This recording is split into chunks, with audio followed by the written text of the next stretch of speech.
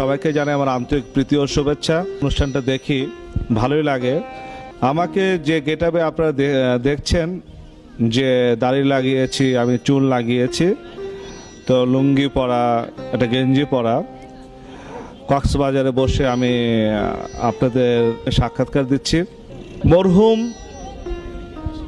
শ্রদ্ধেয় বড় ভাই, যার নাম সারা দেশে ছড়িয়ে আছে, যিনি খুব গুণী লোক ছিলেন, সাংঘাতিক মেধাবী লোক ছিলেন, চলচ্চিত্রে যিনি ফাইট আবিষ্কার করেছেন, সে শ্রদ্ধেয় বড় ভাই যে মারা গেছেন, আমাদের মাঝে নেই, জসিম ভাই, তারই বন্ধু মাহবুব খান গুই এই ছবির প্রযোজক।